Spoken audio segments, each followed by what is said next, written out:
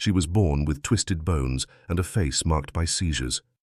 Each fit shook her body against the cabin floor, but the townspeople whispered that it was not sickness, but a sign of a suspected prophecy. Soon, the first child touched by her hands recovered from an incurable illness, and so the line of townspeople outside her home began to form, expecting the girl to perform a miracle. They said her suffering cured what doctors could not, that broken bones straightened and fevers vanished by her grasp. Yet with every life she was claimed to save, her own body weakened further. But how does a community decide that torment is a cure? And what happens when the body they depend on can give no more? Before we go any further, I want to ask you, where are you watching from? And what hour is it over there right now? Leave your answer in the comments below. And while you are here with us, make sure you subscribe to X Archives so these accounts, sealed, buried, and almost forgotten, can be opened again. The cabin held one room only, with walls darkened by years of smoke and a floor worn thin where chairs had been dragged. It was late winter when the girl first collapsed upon the boards, her body stiffening as if struck by lightning.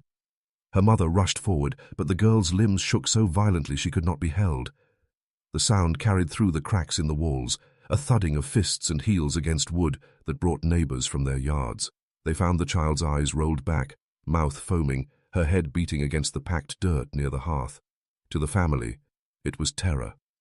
To the onlookers, it was sign. One woman whispered that such fits had been spoken of in old family talk, that they marked not illness, but the hand of God. Another nodded, recalling an uncle who had died in convulsions, but she added the words chosen all the same. No doctor was called. The nearest physician was a day's ride, and few on the ridge trusted men with books more than the testimony of their own eyes. Instead, the cabin filled with murmurs and the smell of tallow candles. The fit ended as suddenly as it had begun. The girl lay still, chest rising shallowly, face turned pale as linen. Her father lifted her onto the narrow bed and covered her with a quilt that had belonged to his grandmother. By morning, the story had already left the house. It moved faster than any fever, spoken in doorways and church steps. The girl had been seized by something larger than herself. Diaries from that week record the words struck, visited, and sign. Some wrote in crude terms that her shaking was proof the family line had been touched by prophecy, long carried but never revealed. The cabin itself became a landmark. Strangers from the hollow walked the path to see the girl's doorway, as if the threshold alone might hold power. Her mother closed the shutters, but even that fed the gossip, Peethouse. People said the family hid her light, keeping what heaven had given for themselves. The girl, still weak, ate little and lay silent, her joints aching from the convulsions. But those around her whispered over and over that she was not ill. In a place where winters starved the old and summers carried fevers, the idea of a child carrying a divine mark was not easily dismissed. The family clung to silence, but silence too was fuel. Some neighbors recalled that her parents shared a grandfather. Others muttered that no fresh blood had entered the family for generations. It was said as warning and as explanation. If the girl was different, it was because the line she came from had never reached beyond itself. She had lived only 9 years, but already her body carried the burden of 2 histories, the weakness of her bones and the weight of belief placed upon them. And now, as the whispers grew, they turned from the fit itself to the deeper question of blood. Whose, and how many times it folded back upon itself. The seizures might have been dismissed as illness, but the ridge was not blind to her family's past. Their bloodline, drawn tight within itself, soon became the explanation. And the prophecy. The ridge had long been known for its narrow paths and narrower marriages. Courthouse ledgers from the county seat show the same surnames repeated, first as witnesses, then as spouses. A marriage recorded in 1839 joined second cousins. Another in 1847 listed the bride and groom as children of 2 brothers. For decades, the entries folded in upon themselves like a map, drawn over the same line again and again. Her family was no exception.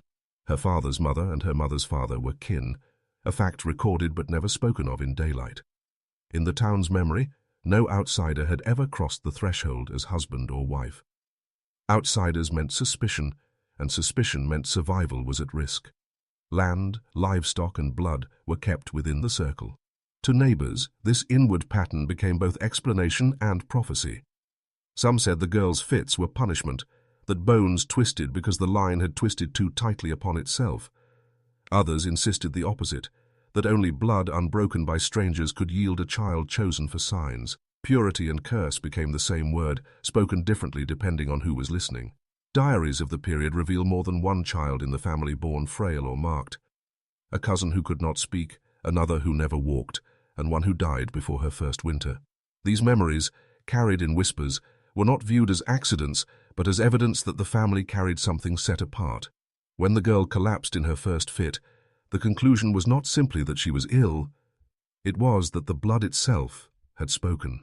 No one called it by scientific names, yet what modern readers might call a founder's burden, traits magnified by generations without new blood, was lived by them as fate.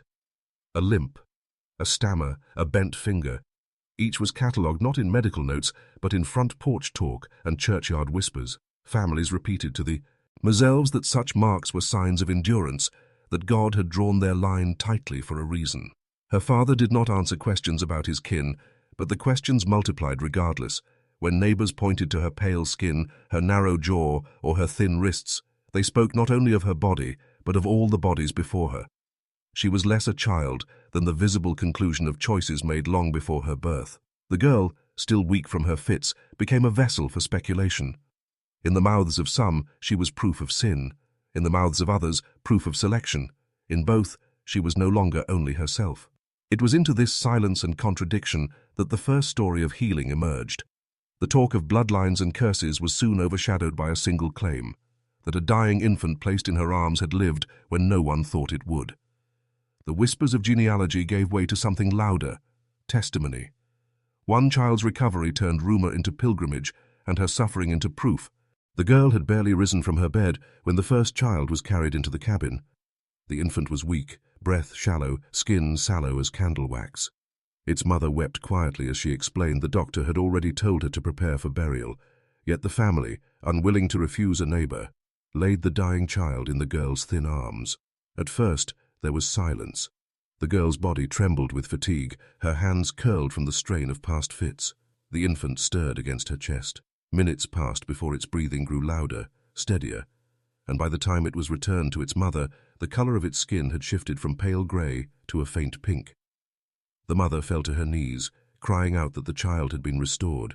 What might have been coincidence or natural recovery hardened instantly into testimony. The woman left the cabin declaring that the girl was chosen, that she bore healing power not through strength, but through suffering. Her words traveled faster than the winter wind. By dusk, 3 more visitors stood at the door, asking that their fevers, coughs, or weak joints be touched by the same hands. No written proof survives beyond the scattered accounts of neighbors, but oral testimony multiplied. A diary entry from a farmer described the child near gone, who revived after resting in the girl's lap. Another wrote of a mother who insisted the girl's breath alone had cured the sickness. To those who repeated the story, there was no question of probability, no room for chance. It was treated as miracle, not recovery. The family, already wary of gossip, now found itself at the center of something larger. They could not refuse visitors without feeding suspicion that they are hiding a divine gift. The girl, though weak and trembling, was pressed into service again and again, not as patient, but as vessel. Her fits, once feared, were retold as proof, which convulsion was now said to draw down power, each twisted bone the sign of endurance necessary to carry it. The girl herself remained silent. She neither claimed nor denied what was said about her. Her hands, small and bruised, were offered by others, placed upon the sick without her voice. She became less daughter and more instrument, her body demanded by neighbors whose own children lay fevered in cribs and whose husbands limped home from fields. Soon, the story of the infant's recovery spread beyond the ridge. Travelers passing through were told of a girl whose suffering cured the dying. What had begun as a single coincidence became a narrative that no one dared challenge. In a community with little medicine, belief filled the vacuum, and belief required no ledger or proof. By the end of that month, the narrow path to the cabin was no longer empty. Strangers appeared, some carrying children wrapped in quilts, others hobbling with sticks. The family's door, once shut against gossip, now faced a steady knock. The girl's body became the center of a pilgrimage. Where one child's recovery had sparked belief, soon lines of the sick and desperate began to gather outside her home, waiting their turn. By early spring, the path to the family's cabin no longer lay empty. Footprints cut the frozen mud into ruts. and voices gathered outside long before dawn. What had begun with one infant now became a procession. Men with broken arms cradled in slings, children weak with fevers wrapped in blankets, and old women carried between sons as if to a chapel. The single-room dwelling, never meant for more than its own family, turned into a waiting room. Inside, the girl lay on her cot, her body slight, her joints aching from the last fit. Yet every time the door opened, another figure crossed the threshold, pushing forward with pleas that she touch, hold, or breathe upon the afflicted. Some begged that she whisper a prayer, though the girl had little voice left. The family, too aware of the eyes upon them, offered no refusal. Their silence was taken as consent, their daughters' shaking hands placed wherever need was greatest. The rhythm of daily life dissolved. The cabin's hearth no longer cooked meals without interruption. Quilts were pulled from beds to cover the visiting sick. Chairs were carried outside to make room for strangers waiting their turn. The family's neighbors, once companions in field and church, now stood watch with the eyes of witnesses, ensuring no request was denied. No fees were charged. Yet offerings began to pile at the foot of the bed. A pouch of coins from one family, a jar of milk from another, a loaf of cornbread wrapped in cloth. Some brought chickens or cured meat, left not as payment but as tokens of gratitude, though each gift tightened the hold belief had on the family. What had once been charity turned into obligation. More gifts meant more visits, and more visits meant the girl's body was pressed further into service. Mothers dominated the line. They carried infants with coughs, toddlers with twisted legs, and daughters pale with summer fever. Many wept before they even reached the door, convinced they would leave with healing. Each time the girl's thin fingers brushed their children's faces, they whispered thanks, as if the touch alone had shifted fate. Whether the illness eased or not mattered little. The act itself became a promise. The girl herself grew quieter. Her eyes lingered on the ceiling as she pressed her hand against strangers' foreheads. Bruises mottled her arms where she had convulsed days before. Yet exhaustion was ignored. The line outside never shrank, and to refuse was to risk being called ungrateful to God's work. Beyond the ridge, the rumors carried further. Traders passing through repeated the tale of a child whose suffering cured the sick. Stories grew in the telling. Bones straightened, blindness reversed, death itself delayed. By the time these words reached the next county, her name was already less important than her role. She was simply the girl who healed through pain. The gifts left at her bedside soon took on lives of their own. Cloth scraps, coins, and ribbons carried home by visitors were treated not as tokens of thanks, but as relics, believed to hold fragments of her power. In the dim light of the cabin, the girl's bedframe became more than a place of rest. It turned into an altar. Each visitor who entered left something behind. Not coin alone, but objects chosen for meaning. A ribbon from a daughter's hair, a square of cloth torn from a work shirt, a jar of milk sealed with wax. These were not gifts in the ordinary sense, but fragments of themselves left in exchange for her touch. When the visitors departed, they carried with them not just stories, but tokens. A woman pressed a cloth against the girl's hand, then folded it into her pocket, later placing it beneath her child's pillow at home. A farmer tied a coin with string and hung it by the doorframe, claiming it kept sickness from crossing the threshold. These small objects became charms, believed to hold part of the girl's pain and therefore part of her power. In a place where poverty ruled, such items carried weight beyond their material value. A family too poor to buy medicine could still tie a ribbon to a bedpost, convinced it guarded against fever. Scraps of cloth were stitched into quilts, each piece said to carry warmth stronger than fire. Milk left at her bedside was consumed only after it had rested there, believed to have absorbed healing through proximity. Soon, a barter economy began to form, not openly spoken of but quietly understood. A woman offered to trade eggs for a strip of cloth that had once rested near the girl's body. A neighbor gave half a sack of flour in return for a ribbon said to have touched her wrist. The tokens traveled farther than their owners, carried to other households, exchanged again, passed along like currency not of coin, but of suffering. None of this drew condemnation from the pulpit. The pastor, hearing of the ribbons tied to bedposts and coins hidden in pockets, said nothing in his sermons. His silence was interpreted as permission. If the Church did not forbid, then surely it allowed.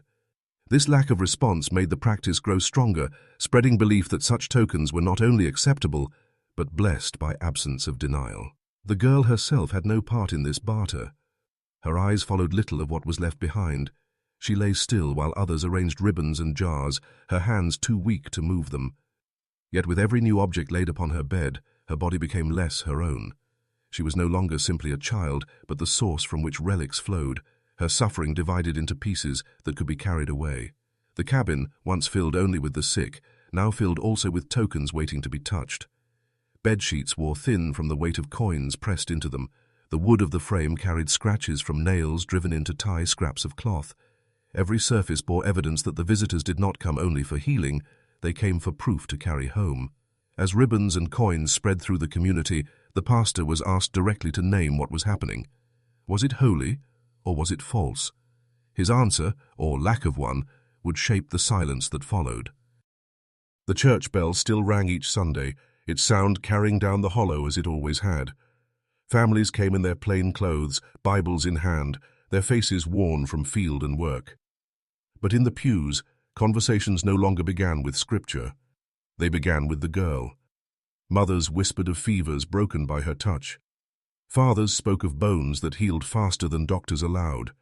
Children repeated stories of ribbons tied to bedposts. By the time the pastor stepped to the pulpit, his congregation's hearts were already fixed elsewhere.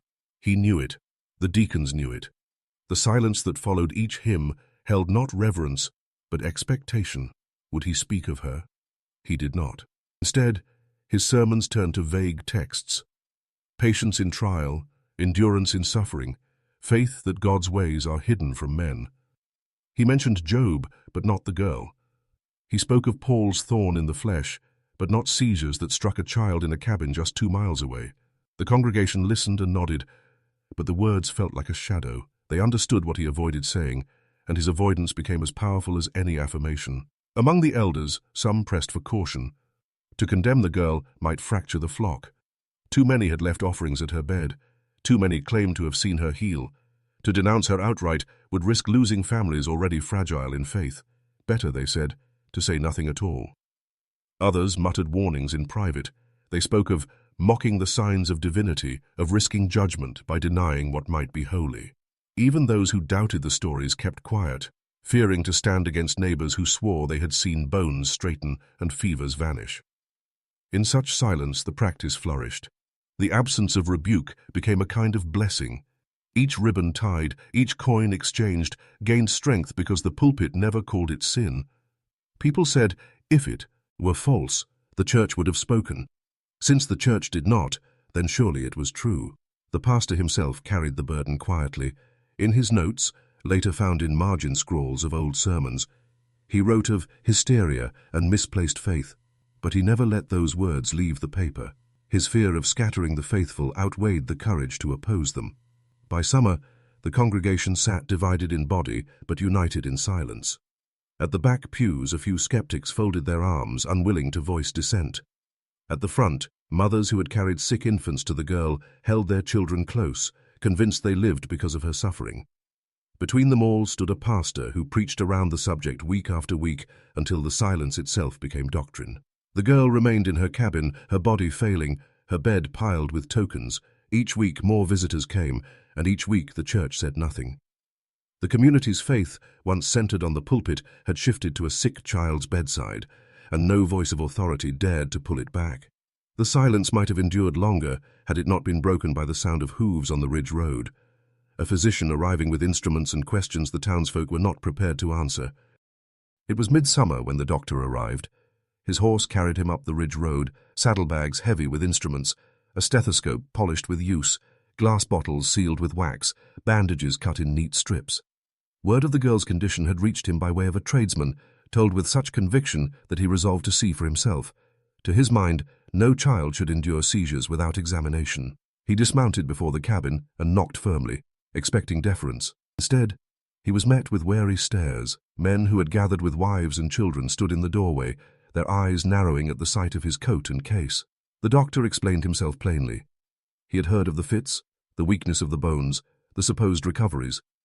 He wished to observe, to take notes, to see whether the girl was suffering from a disorder of the nervous system. His words carried the tone of authority, but the faces before him remained unmoved. One woman spoke first. Her child, once fevered, now lived because of the girl, she said. A neighbor added his account of a farmer who walked again after weeks in bed. Each testimony was recited as fact, with no room for questioning. The doctor countered with talk of coincidence, of natural recovery misread as miracle. But his reasoning carried no weight against lived belief. When he asked to examine the girl, the family refused. The mother held her ground, saying the child was not a specimen, but a vessel of God's will. The father, silent until then, stepped forward to bar the door. The neighbors closed ranks, not with violence, but with a wall of insistence. The doctor, frustrated, opened his notebook and began writing anyway. His scrawl described hysteria of faith, a community so bound by desperation that it mistook suffering for salvation. He wrote of collective delusion, of a child endangered by neglect. Yet his notes trail it off mid-sentence. The townsfolk, seeing his pen, demanded he stop. To write of her as patient was to deny her as chosen. By late afternoon, the doctor was escorted back to his horse. He was not struck nor threatened, but his presence was made impossible. Men stood in silence until he mounted, their faces stern, their refusal absolute. He rode away with his case unopened, his instruments untouched, his notes unfinished. Later, he would write in his journal that medical authority had no place in the hollow, displaced entirely by communal will. The girl, he feared, would not survive long without proper care. But he never returned, and his report was left incomplete, tucked into the back of a county file. The cabin, once again closed to outsiders, grew darker. The girl's fits lengthened, her body bending more with each convulsion. Yet the lines at the door did not shorten. If anything, they grew, as if the rejection of medicine had only deepened the certainty that her suffering was their cure. But the townsfolk's victory over the physician did not spare the girl. With each passing week, her body declined further, bones bending, skin bruising, and fits so violent they shook the cabin walls. By autumn, the girl's body bore the toll of every seizure. Her spine bent forward so sharply that she could no longer stand straight. When she sat, her shoulders hunched inward as if drawn together by invisible cords. Her wrists trembled constantly, the bones too thin to bear the pressure of so many hands guided into hers. Each convulsion left marks. Purple bruises bloomed across her arms and ribs where her body struck the frame of the bed. Her face showed scratches from nails dragged across the floor when the fits racked her limbs. Afterward, she lay limp for hours, her breathing ragged, eyes glassy with exhaustion. Yet even in these states, visitors would kneel by her cot and press their children's fevers to her palms. Neighbors recorded the change in posture as if it were further proof. Her body bends with the burden of power, one woman wrote in the margin of her Bible. Others said the greater her pain, the greater the gift. Each bruise was reinterpreted as sacrifice, each spasm as confirmation that suffering was the well from which healing flowed. The girl's family complied, though their silence told another story. Her mother wiped blood from her lips after seizures, then guided her weakened hands toward the sick. Her father lifted her when she fell, setting her back upon the bed as if to prepare her for the next visitor. Their compliance ensured that the family never lacked bread, milk, or cloth, but it also meant their daughter's decline was hidden behind the veil of communal need. As weeks passed, her convulsions grew harsher. What had once lasted minutes now stretched to nearly an hour. At times her limbs twisted so violently that joints threatened to break. Still the crowd waited, never leaving until her eyes fluttered open again, ready for another request. No one spoke of danger. Instead, they whispered that such torment proved she bore the sins of others in her bones. The girl herself no longer resisted. Her eyes wandered the rafters, as if detached from her body, her hands limp until positioned by others. She spoke little, her words slurred by fatigue. Yet the silence was filled quickly by the voices of those around her, retelling her pain as prophecy fulfilled. In isolation, no alternate explanation survived. Doctors had been turned away. The pastor remained silent. The only evidence the townspeople trusted was the sight of her body breaking and the stories that confirmed its meaning. Within this circle of belief, decline itself became sacred. One night, after a fit that left her unable to rise for hours, the cabin filled with hushed murmurs. A man carried in a neighbor who had been paralyzed for months, his legs dead weight since an accident in the fields. He was placed beside her, his hands guided to hers. The crowd waited in tense silence, as though the answer to their faith would be written in whether he walked again. What happened next spread through the hollow with the force of Scripture. A farmer once bound to his bed rose to his feet, and the people declared the girl's pain was their deliverance. The farmer had been crippled for nearly a year. An accident in the fields had left his legs stiff and useless, his days spent on a straw mattress near the hearth. His family carried him to the cabin at nightfall, their faces lined with resignation. They had no expectation of medicine. Only the hope whispered by neighbors who swore the girl's suffering had already cured others. The girl lay pale and still when he was brought in. Her body had just endured another convulsion, her hands swollen from repeated grasping. Still, the family pressed his hands into hers. For a long moment, nothing stirred. Then, in the silence, the man groaned, shifted, and pulled himself upright. To the astonishment of all present, he swung his legs over the cot and stood. He did not walk smoothly, but he walked. His first steps were clumsy, staggering, yet undeniable. The farmer dropped to his knees before the girl, tears streaking his face, declaring her a vessel of deliverance. His family wept behind him. Those watching at the doorway carried the story home before dawn. By morning, the ridge was alive with testimony. Witnesses swore the farmer had been lifted by divine hand, not by strength of his own. Some insisted they had seen light in the cabin. Others said they had felt heat in the air when her hand touched his. The details differed, but the conclusion was the same. Her suffering had turned into power. Years later, depositions taken in county disputes still referenced that night. "I saw him walk again," one man testified, "and it was not of this earth." The event became the cornerstone of her reputation. No rumor could undo it, no doubt could soften it. In a community bound by isolation, one man's faltering steps became proof enough for all. From that night onward, the girl ceased to be spoken of as a child. Her name rarely appeared in conversation. Instead, she was the vessel, the touched one, the girl who bore healing. Neighbors addressed her less as person than as function, an object through which others' suffering might be drained. Resistance to outside medicine hardened. When another doctor passed through the county weeks later, he found doors shut to him. Families who once might have sought his aid now claimed they already had what science could not give. His departure was swift, his presence barely noted. Authority had shifted. The girl herself seemed to diminish in proportion to the stories. Her small frame bent further, her voice reduced to whispers. She was carried more often than she walked. Yet none of these details dissuaded her visitors. Her fragility was not seen as failure, but as evidence. The weaker she became, the more powerful they believed her touch must be. Soon visitors no longer came only by day. Lanterns appeared on the ridge at night, their glow threading through the dark as families lined up after sundown. What began as visits became ritual, binding her suffering to the rhythm of every hour. It began with a single family who arrived too late in the day to be seen. They carried their child under a quilt, lanterns swinging from a branch. The family, reluctant to refuse, woke the girl from shallow sleep and placed the child in her hands. By morning, word spread that night was no barrier to her touch. From then on, darkness no longer meant rest. Soon, lines formed after sundown, their lamps bobbing along the ridge like a procession.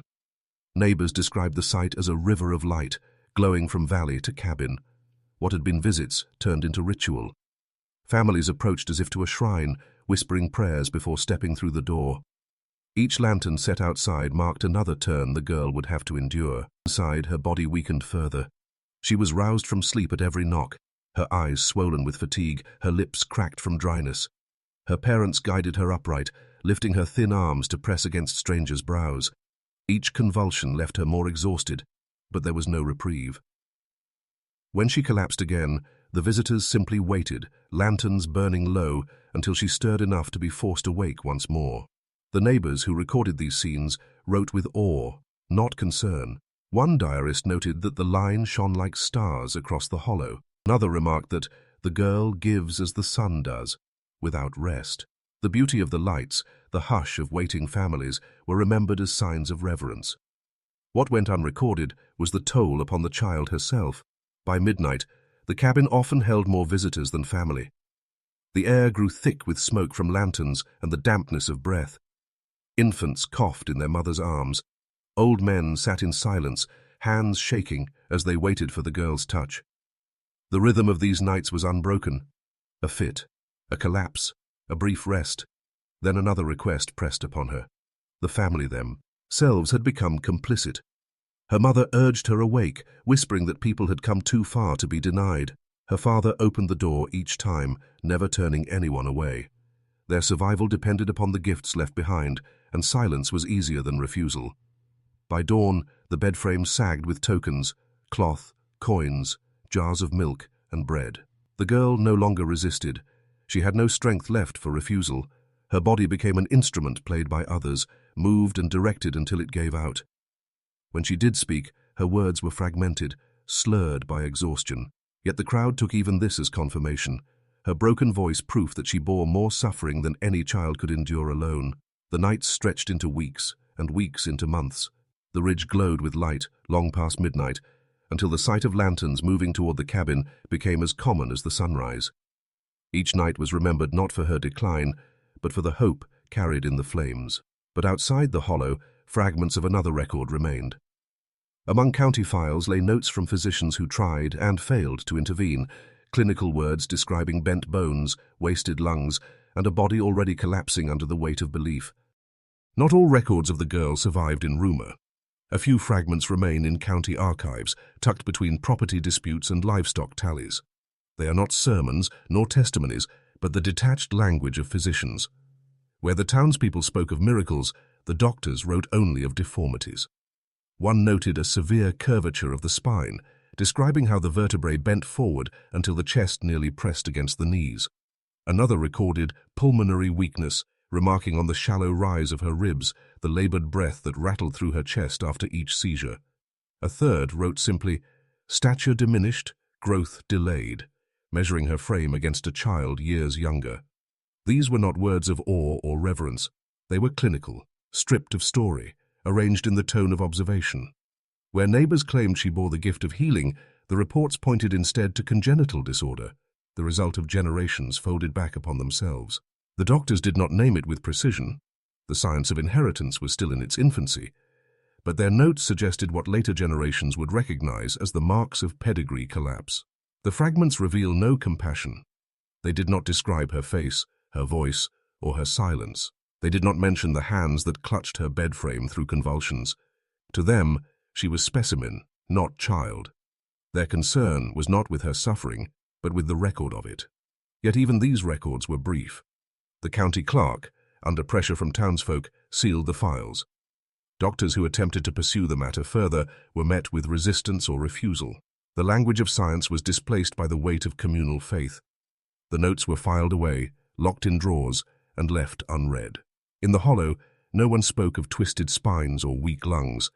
They spoke only of fevers broken, bones straightens, dead, and a farmer who walked again. The medical reports were not merely ignored, they were erased from memory. To question the girl's role as vessel was to question the community itself, and few dared risk the loss of belonging. Years later, when the sealed notes surfaced, they offered not explanation, but contrast. The medical view and the communal memory could not be reconciled. One saw illness magnified by isolation, the other saw holiness magnified by suffering. The truth lay not in one or the other, but in the chasm between them. What endured most of all was not the doctor's handwriting, but the silence that followed it. The files gathered dust while lanterns still gathered outside the cabin. The child continued to be forced awake, her frail body pressed into service, and as her decline became undeniable, the whispers in the town shifted from what she could heal to what would happen when she could heal no more. If her life was their salvation, what would her death become? By the time her decline grew too sharp to ignore, the hollow was already consumed with fear that the grave itself might carry her power, or its loss. It began with a single family who arrived too late in the day to be seen. They carried their child under a quilt, lanterns swinging from a branch. The family, reluctant to refuse, woke the girl from shallow sleep and placed the child in her hands. By morning, word spread that night was no barrier to her touch. From then on, darkness no longer meant rest. Soon, lines formed after sundown, their lamps bobbing along the ridge like a procession. Neighbors described the sight as a river of light, glowing from valley to cabin. What had been visits turned into ritual. Families approached as if to a shrine, whispering prayers before stepping through the door. Each lantern set outside marked another turn the girl would have to endure. Inside, her body weakened further. She was roused from sleep at every knock, her eyes swollen with fatigue, her lips cracked from dryness. Her parents guided her upright, lifting her thin arms to press against strangers' brows. Each convulsion left her more exhausted, but there was no reprieve. When she collapsed again, the visitors simply waited, lanterns burning low, until she stirred enough to be forced awake once more. The neighbors who recorded these scenes wrote with awe, not concern. One diarist noted that the line shone like stars across the hollow. Another remarked that the girl gives as the sun does, without rest. The beauty of the lights, the hush of waiting families, were remembered as signs of reverence. What went unrecorded was the toll upon the child herself. By midnight, the cabin often held more visitors than family. The air grew thick with smoke from lanterns and the dampness of breath. Infants coughed in their mothers' arms. Old men sat in silence, hands shaking as they waited for the girl's touch. The rhythm of these nights was unbroken. A fit, a collapse, a brief rest, then another request pressed upon her. The family themselves had become complicit. Her mother urged her awake, whispering that people had come too far to be denied. Her father opened the door each time, never turning anyone away. Their survival depended upon the gifts left behind, and silence was easier than refusal. By dawn, the bed frame sagged with tokens, cloth, coins, jars of milk, and bread. The girl no longer resisted. She had no strength left for refusal. Her body became an instrument played by others, moved and directed until it gave out. When she did speak, her words were fragmented, slurred by exhaustion. Yet the crowd took even this as confirmation, her broken voice proof that she bore more suffering than any child could endure alone. The nights stretched into weeks, and weeks into months. The ridge glowed with light, long past midnight, until the sight of lanterns moving toward the cabin became as common as the sunrise. Each night was remembered not for her decline, but for the hope carried in the flames.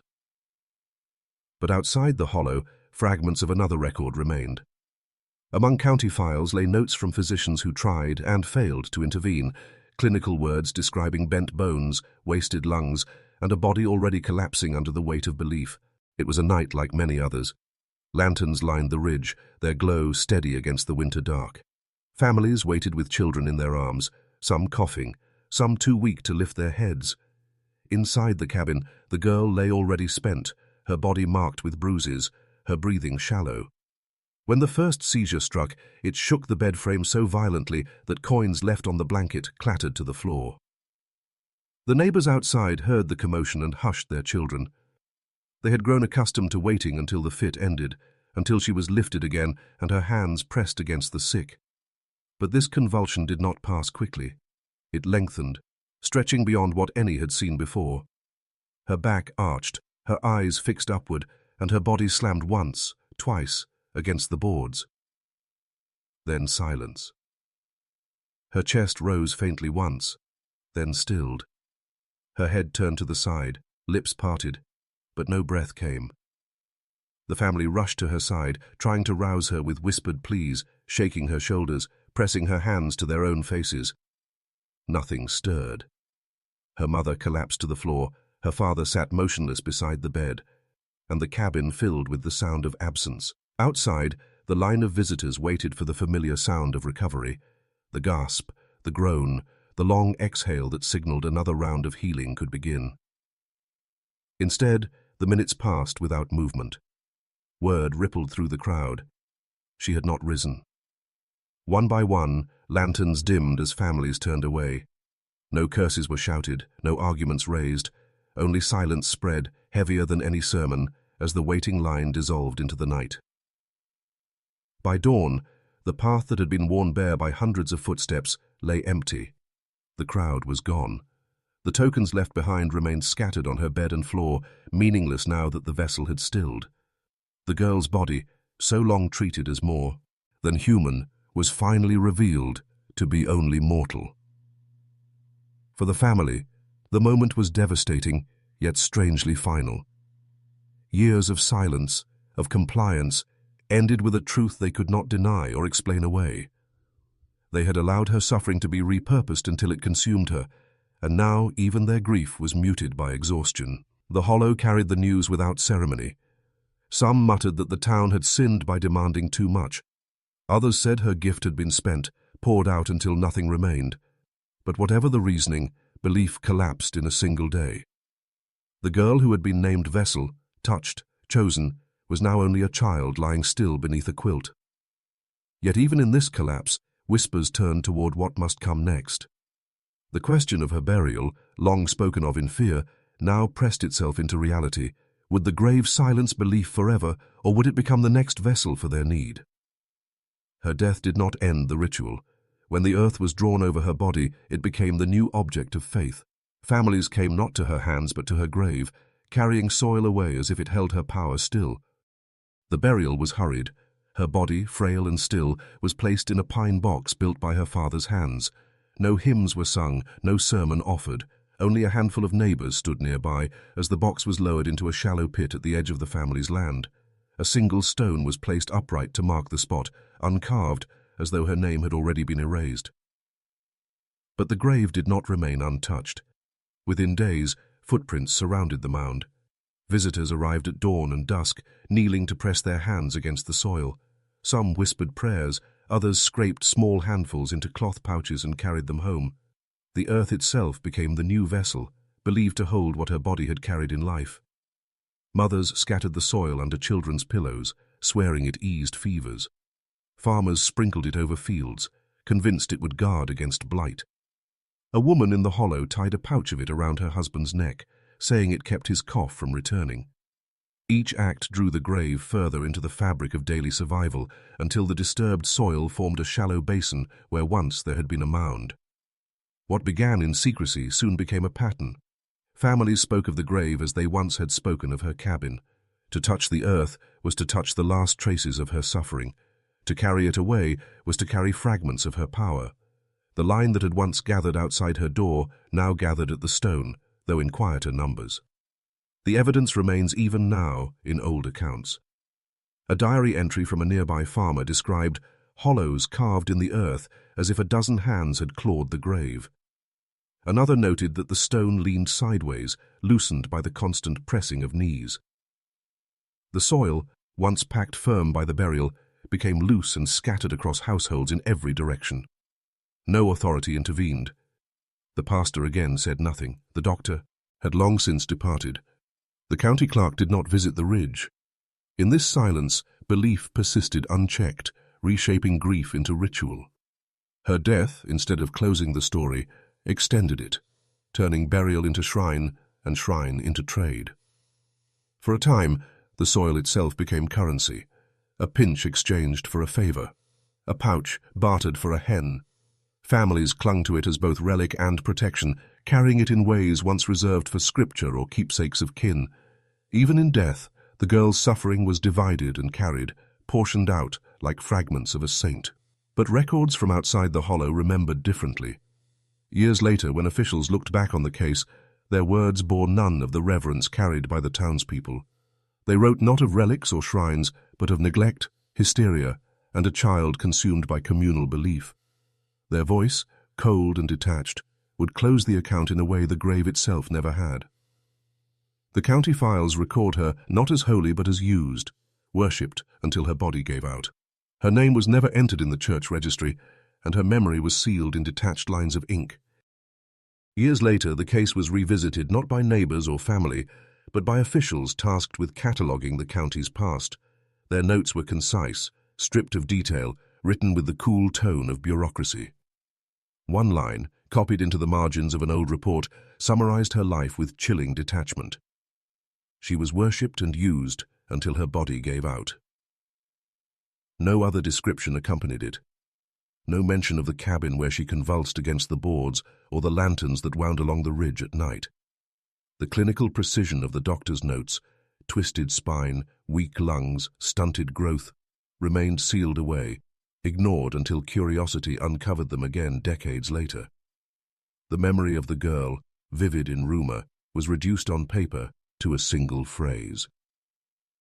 Her name did not appear in the church registry. The congregation that once whispered about her chose not to record her at all. In the official ledger of births, marriages, and deaths, there is no entry. Her existence was carried in the mouths of neighbors, but erased from the ink of the institution, meant to preserve memory. Silence became her final record.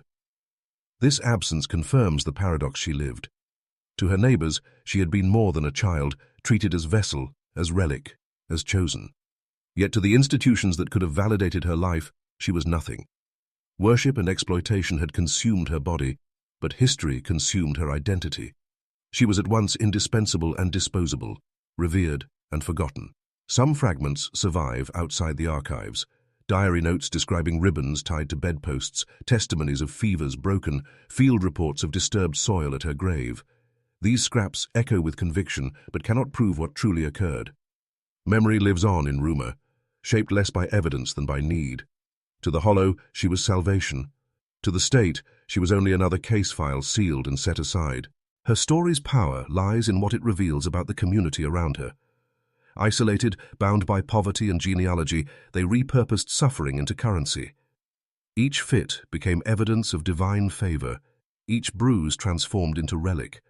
They consumed her body not with malice, but with desperation, convinced survival depended on her torment. And when she died, they carried her into the earth, but refused to let her go, scattering her memory through tokens of soil and whispered belief. In the end, the archive gives us only the barest outline. A girl without a name, noted as worshipped and used. The truth of who she was, her face, her voice, her silence, is lost between the lines. What remains is the question her life raises. When communities are cut off from medicine, from outsiders, from truth itself, do they create salvation in suffering because they must, or because they cannot imagine another way to endure? If you want more unfolded archives like this one, sealed, buried, and almost forgotten, then make sure you like this video and subscribe to X Archives.